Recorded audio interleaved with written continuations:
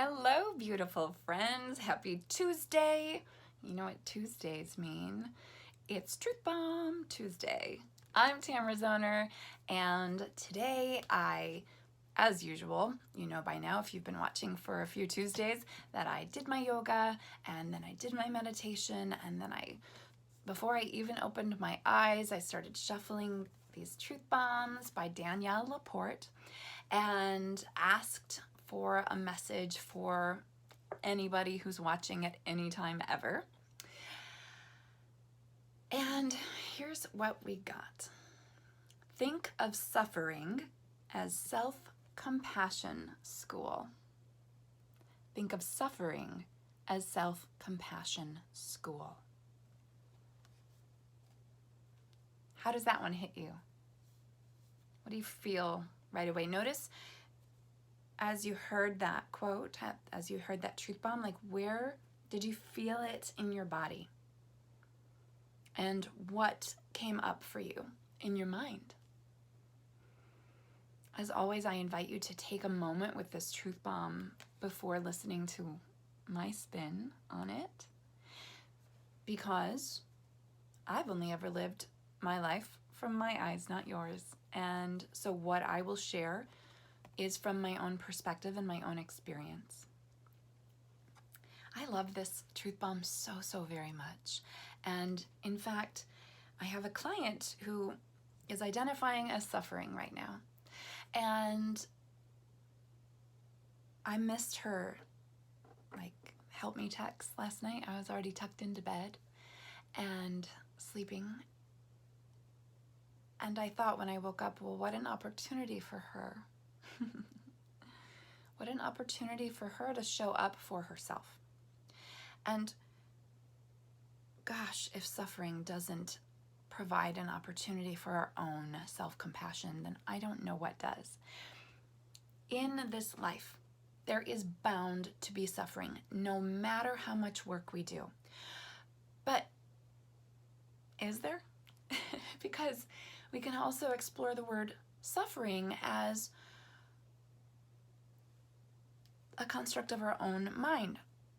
If I break my leg and it really hurts and it's so painful, am I suffering, or is suffering the label that I put on it? If I go through a difficult relationship breakup and I feel so sad and I'm crying a lot and I'm just miserable, am I suffering? Or am I simply experiencing my grief, my loss, the sensations in my body that I may or may not label as pain, heartbreak, right? It's labeled heartbreak as a reason because when our hearts are broken, it hurts. It hurts in our hearts, and sometimes it manifests in other physical sensations. So you might have heard in the past suffering is a choice. Just like happiness is a choice, right? It is and it isn't. Like, we're going to experience these things, right? We're going to go through challenges in our lives that we may call suffering. And we may get to some evolved state where we think, oh, it's not suffering at all. It's just an experience. And awesome when you can get there, even if you can dance in there once in a while. I can dance there sometimes now after a decade of deep work. So if you're reading this truth bomb or hearing it and you're reading, think of suffering as self-compassion school, and you're thinking, that's a bunch of bullcrap because suffering sucks and I hate it and I'm miserable, that's okay. Take a breath. That is okay. Wherever you are is okay. You're in the perfect place for you right now in this moment. You have learned everything you've learned. You have grown all the ways that you have grown up until this very moment. And maybe if this is triggering some defensiveness or anger or outrage or BS meters or going off in your brain, cool. Because anytime we feel like that word triggered, I wish I could think of a better word for it, but anytime we feel triggered or like we have a big response or reaction to something, that is like a bell going off at school, right? Going, hey, you're about to learn something new. You're about to take a step further into your own growth and healing. You're about to expand if you choose to. And suffering as self-compassion school is such a beautiful shift in your mind, because then it's no longer about the pain and the misery and the hurt. It is about, how can I be more loving to myself right now? How can I be more kind? How can I have empathy for my own experience? And what can I do to show myself that compassion? Now, today, after 10 years or so of deep work, when I'm sad, when I'm grieving, when I'm upset, when I feel like I don't know what the next step is or how to take it, maybe, then my self-compassion goes sky high, because today I can treat myself like a dear, dear friend and say, what can you do for yourself right now? What would be the kindest action you can take? Do you need to journal? Do you need to cry? Do you need a hot bath? Do you need some yin yoga? These are the ways that I show myself self-compassion. Do you need to call a good friend or text them and just like get it all out? What do you need right now? That's compassion. Asking yourself, how can I show me some love and understanding right now?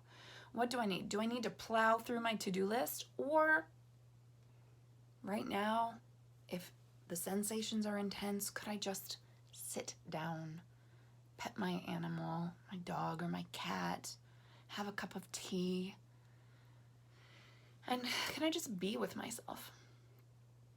Can I just be with myself and my sensations right now? The learning in our harder moments is so vast. It's so unending. It's so limitless when we let it be.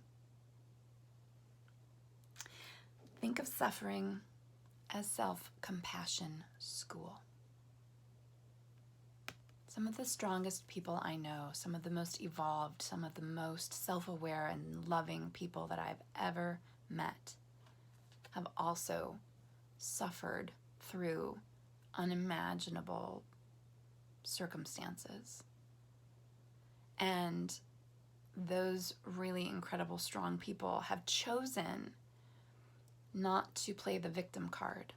They've chosen to grow from it. They've chosen to turn those traumas into strengths and compassion and empathy, and to hold space for other people who aren't quite there yet in their healing journey. And it's really such a gift to look back on your life and on the challenges in life and say, I wouldn't change it now. Do I wish I hadn't gone through all of that? On some level, maybe. But in fact, I learned from every one of those traumatic moments, experiences, and they shaped me. If I hadn't had difficulties with my own mother as a child and teenager, if I hadn't had difficulties with a brother, if I hadn't had difficulties with a husband in a marriage, and come through those and chosen to show up as the hero in my own life, not always, but often, and now most of the time, then I wouldn't be this person talking to you now. I wouldn't be here holding space for you to feel the chaos of loosening the grip on your own beliefs about suffering and self-compassion. I wouldn't be here throwing you truth bombs every Tuesday. I might just be, crying on my couch about the horrible things that happened to me in my life instead of laughing on my couch, grateful for everything I've experienced.